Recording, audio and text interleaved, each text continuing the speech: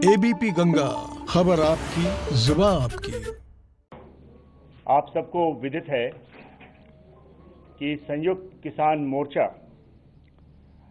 बड़ी संख्या में पिछले 2 महीनों से दिल्ली के 3 बॉर्डर्स पे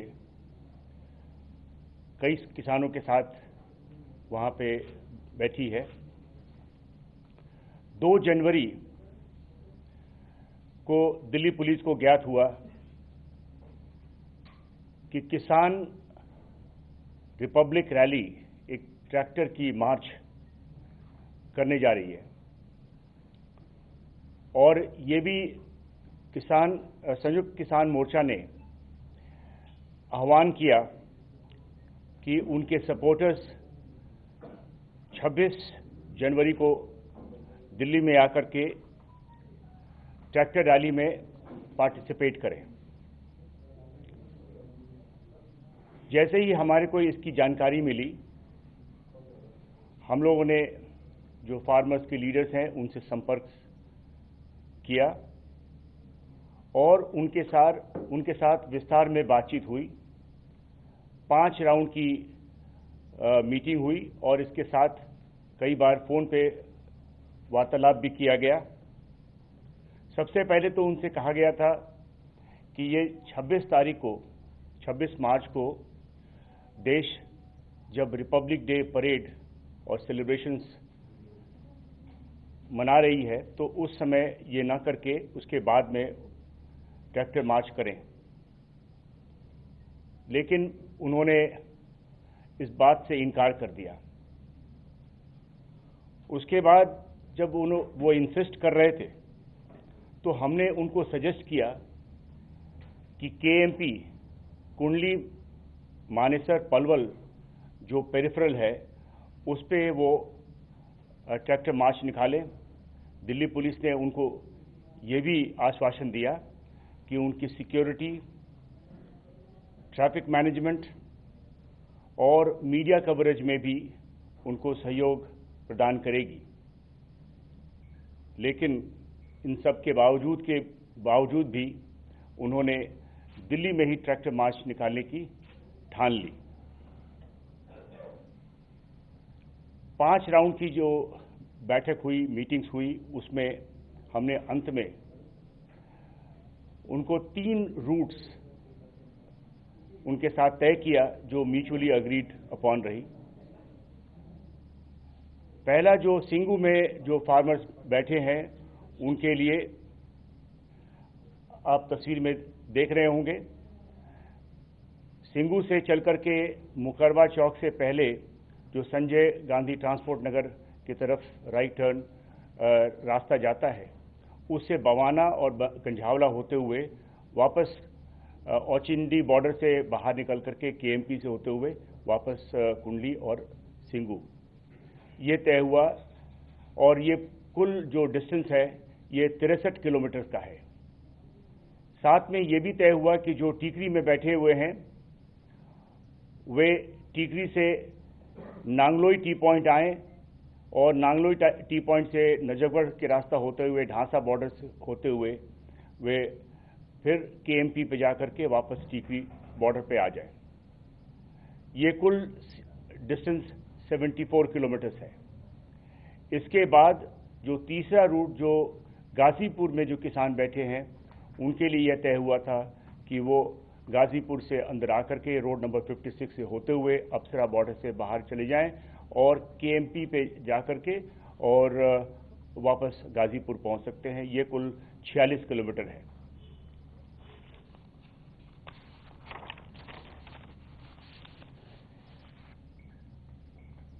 क्योंकि उस दिन रिपब्लिक डे परेड भी मनाई जा रही थी, दिल्ली के जनता की इंटरेस्ट को ध्यान में रखते हुए, सिक्योरिटी को ध्यान में रखते हुए यह तय हुआ कि कुछ टर्म्स एंड कंडीशंस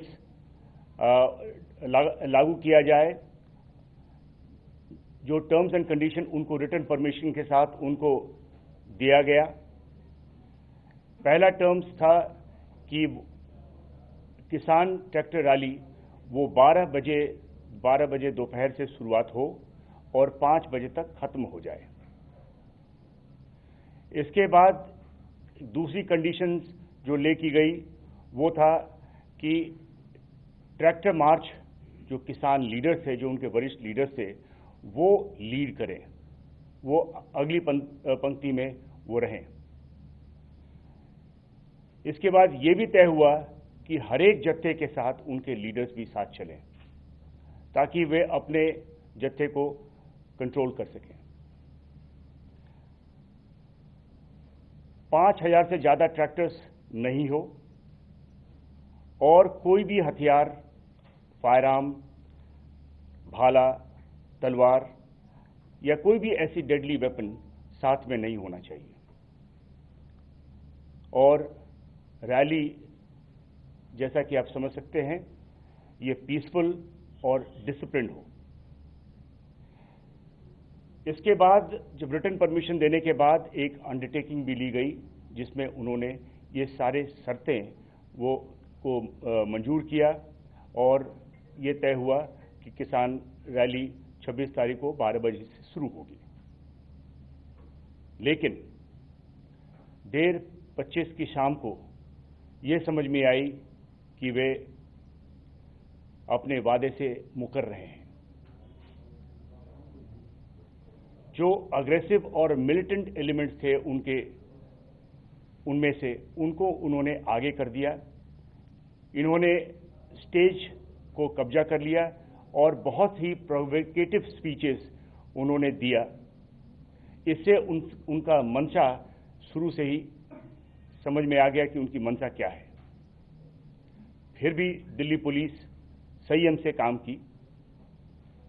अगले दिन सुबह 6:30 बजे से ही वे बैरिकेड तोड़ने को तैयार हो गए। 7:30 पे जो सिंगू पे किसान थे वे उन्होंने मार्च करना शुरू किया और वे मुकरबा चौक पे जो हमारी बैरिकेड है वहां तक पहुंचे। जो अग्रीमेंट के हिसाब से उन्हें दाहिने मुड़ना चाहिए था वो दाहिने ना मुड़ करके और वहीं पे बैठ गए। उनके नेता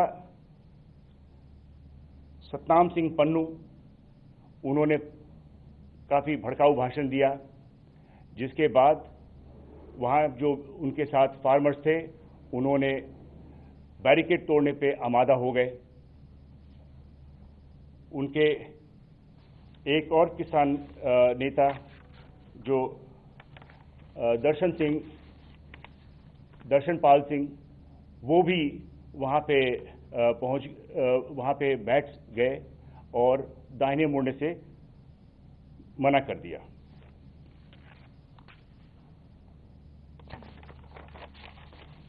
इसी तरीके से टीकरी से भी 8-8:30 के समय में वे लोग भी चल पड़े और गाजीपुर से भी इसी 8:30 के समय पे वे भी वहां से चल पड़े।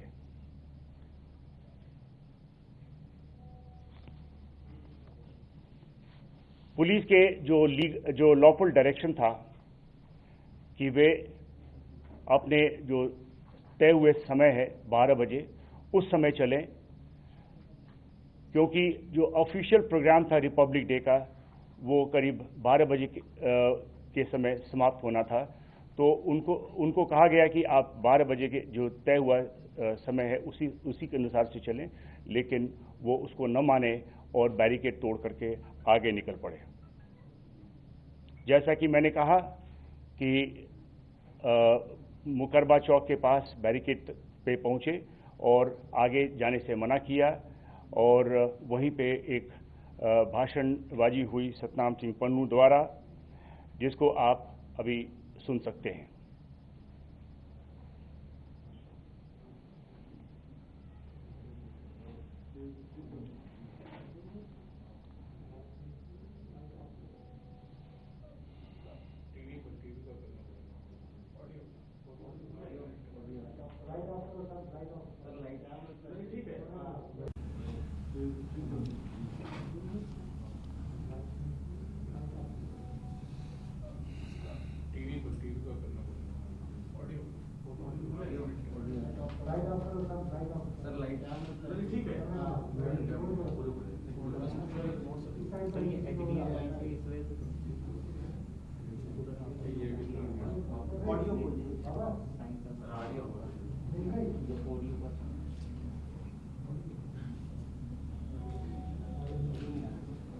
और वो वहाँ की जो भीड़ है वो आगे निकली और बैरिकेड तोड़ने लगी।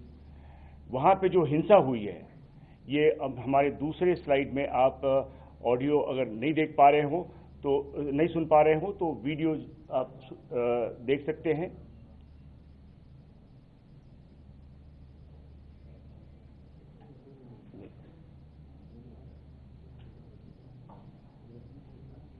मुकरबा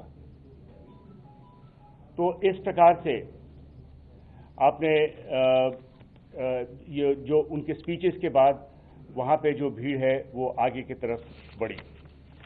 ठीक इसी प्रकार से जो टीकरी बॉर्डर पे जो किसान थे वे भी करीब 8 साढ़े 8 के बीच में निकले और उनमें वे आकर के नांगलोई टी पॉइंट पे बैठ गए और वहाँ पे ही प्रोटेस्ट किया।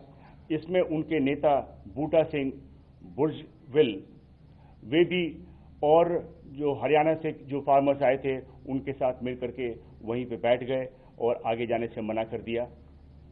और अंत में उन्होंने भी वायलेंस में इंडल्ज किया और बैरिकेड तोड़ी। और ये जो वीडियो फुटेजेस हैं आप लोगों ने काफ़ी कैप्चर किया, जिसमें आपने देखा कि किस प्रकार से एक बहुत बड़ा कंटेनर को उन्होंने पलट करके और आगे का रास्ता निकाला और उसके बाद वो पीरागढ़ी, पंजाबी बाग, झकीरा से होते हुए उनमें से कुछ लाल किला तक पहुंचे।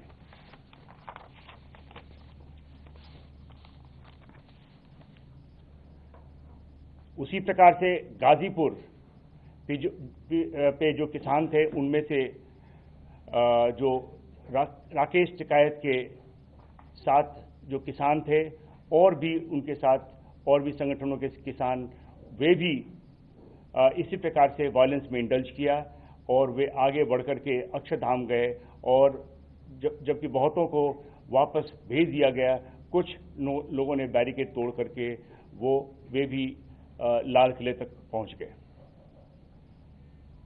इन सब पुलिस एक्शन में पुलिस ने संयम बरता। पुलिस के पास सभी ऑप्शंस थे, लेकिन पुलिस ने संयम का रास्ता चुना। पुलिस ने संयम का रास्ता इसलिए चुना कि हम जो जान माल की नुकसान नहीं चाहते थे, जो लॉस ऑफ लाइफ होना था उससे हम वो रास्ता न चुन करके हमने संयम का रास्ता लिया। और ये हमारी और उनके बीच में एग्रीमेंट थी। हम जिम्मेवार रहे हैं और हम अपनी बड़े जिम्मेवारी के साथ जो एग्रीमेंट के हिसाब से हम पीसफुल रैली करवाना चाहते थे। ये जो वायलेंस हुई है वो टर्म्स एंड कंडीशंस को फॉलो नहीं करने की वजह से सब हुई है। इन सब जो वायलेंस हुई है इनमें सभी किसान लीडर्स भी शामिल रहे हैं। कुल मिलाकर के 394 पुलिसकर्मी घायल हुए हैं। इनमें से कुछ अभी भी हॉस्पिटल्स में एडमिट हैं और जैसा हमें जानकारी है इसमें कुछ आईसीयू में भी हैं। इसमें प्रॉपर्टी डैमेज हुआ है पुलिस की 428 barricade, 8 tyre killers, 2 DFMD, 4 x-ray machine, 4 steel gate, window glasses, grills वगैरह 30 पुलिस की गाड़ियां, जिसमें 2 PCR वैन भी हैं और एक पुलिस जिप्सी भी है, 6 कंटेनर्स जिसको इस्तेमाल किया गया था रास्ता रोकने के लिए और डंपर्स, ये सब सारे डैमेज हुए हैं। पुलिस ने इस दौरान जैसा कि मैंने कहा, बहुत ही रेस्ट्रेंट का इस्तेमाल किया है, संयम बरता है। इसमें हम लोगों ने टीयर गैस का इस्तेमाल किया क्राउड को कंट्रोल करने के लिए। इस दौरान कई पुलिसकर्मी, जैसा कि मैंने बताया, जख्मी भी हुए। सभी जो रास्तों से जो किसान लाल किले तक पहुंचे, वे रेड फोर्ट के जो रैम्पर्ट्स है वहां पहुंचकर वहां पे कई किसान संगठनों के झंडा फहराए और कुछ रिलीजियस झंडे भी फैलाए, जिसको पुलिस ने कब्जे में ली है और अभी हमारा ये केस प्रॉपर्टी है। मैं बताना चाहता हूं कि हम दिल्ली में गैर कानूनी तरीके से किए गए आंदोलन और उस दौरान हिंसा और पुरातत्व विभाग की संपत्ति, एक स्मारक लाल किले पर फहराया गया झंडा को बड़ी गंभीरता से ले रहे हैं। हिंसा करने वालों की वीडियो फुटेजेस हमारे पास है और उसकी विश्लेषण हो रही है। फेस रिकॉग्निशन सिस्टम से जो भी उसमें भाग लेने वाले उनकी पहचान की जा रही है और उनकी अरेस्ट की जाएगी, आगे कानूनी कार्रवाई की जाएगी।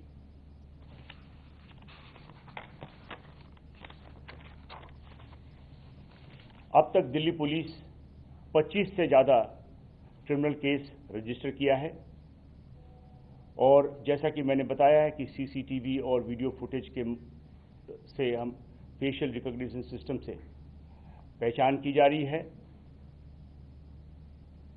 एक चीज सबको बतलाना चाहता हूं कि कोई भी कल्प्रिट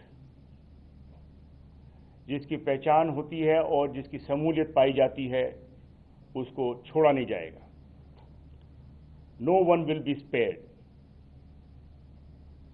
जो भी फार्मर्स लीडर्स हैं और उनकी शमूलियत पाई जाती है, उनके खिलाफ कानूनी कार्रवाई की जाएगी।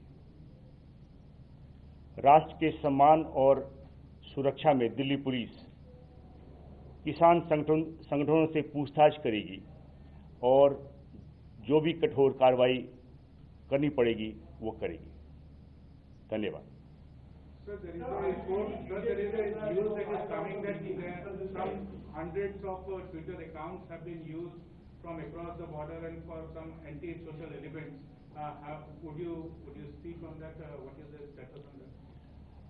पिछले प्रेस कॉन्फ्रेंस जब की गई थी तो उसमें आपको बताया गया था कि करीब 308 ऐसे ट्विटर हैंडल्स जो क्रिएट किए गए हैं जो विदेशी लैंड से किए गए हैं, पाकिस्तान में किया गया है, जिससे बार बार उकसाया गया था कि ज़्यादा से ज़्यादा लोग आकर के और दिल्ली के बॉर्डर्स पे किसान ट्रैक्टर मार्च में भाग लें।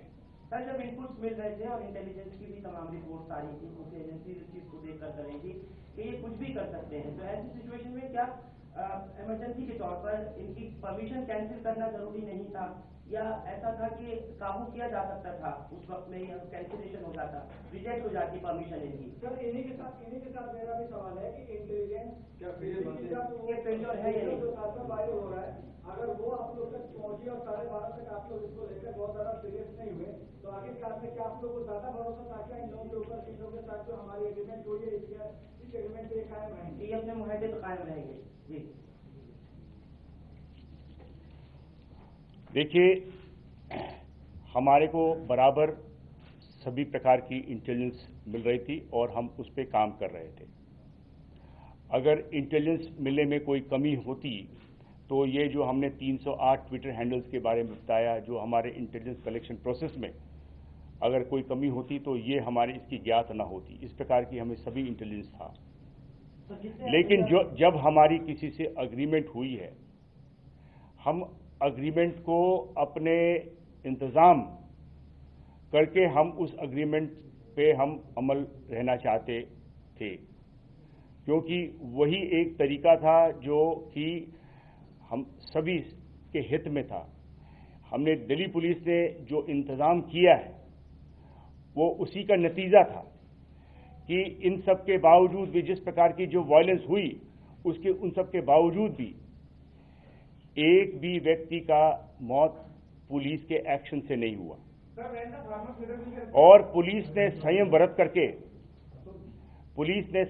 करके इन सारे जो लॉ एंड ऑर्डर सिचुएशन जो उत्पन्न हुआ था उस पे बखूबी ठीक से को निकाला, और जो लोग इसके पीछे थे उनका एक तरीके से उनके बारे में आप सबको ज्यादा जानकारी मिल पाई।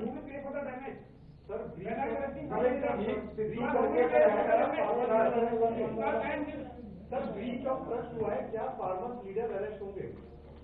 पुलिस के साथ हुआ, उन्होंने आपको विश्वास दिलाया था, लेकिन उसके बावजूद ब्रीच ऑफ ट्रस्ट रहा, तो क्या फार्मर्स जो लीडर थे वो सीधा रिस्पॉन्सिबल है? क्या उनके खिलाफ एक्शन लेगी जरूरत? कितने फार्मर लीडर्स के ऊपर FIR हुई? हमने आप अपने बयान में हमने बिल्कुल साफ कहा है कि जिन फार्मर्स लीडर्स और जिस किसी का भी इन केसेस में शमूलियत पाया गया उनके खिलाफ कठोर कार्रवाई की जाएगी।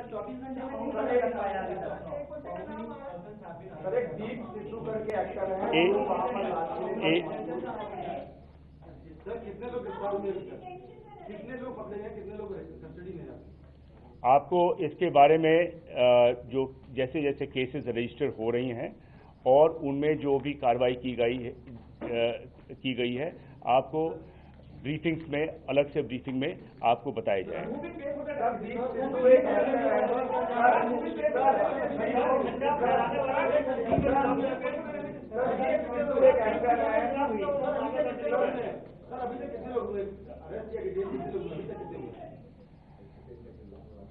देखिए, ये हमारा जो अग्रीमेंट हुआ है इसमें किसानों के साथ हुआ है। किसान लीडर्स जिन्होंने हमारी एग्रीमेंट को न मान करके विश्वासघात किया है, और जो भी कानूनी कार्रवाई बनता है उनके खिलाफ किया जाएगा।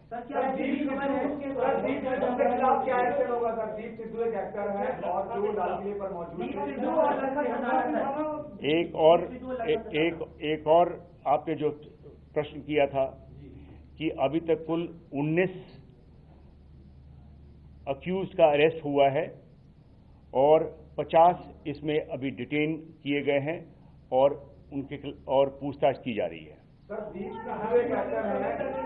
सिद्धू लाल किले पर मौजूद थे। सर, दीप सिद्धू लाल किले पर मौजूद थे। दीप सिद्धू के वीडियो वायरल हुए हैं, वो भड़का रहा था वहाँ पर। क्या उसके खिलाफ कोई मामला दर्ज किया जाएगा, कोई एक्शन होगा? I'm talking about that individual who stood on the tomb of Lal Killa and who was the देखिए,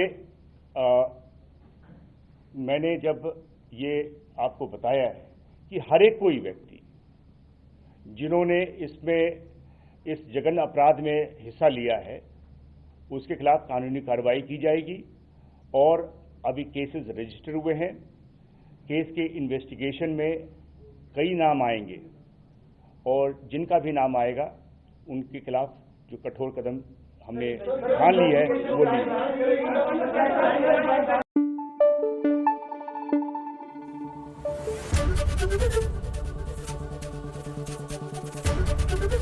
ABP न्यूज आपको रखे आगे।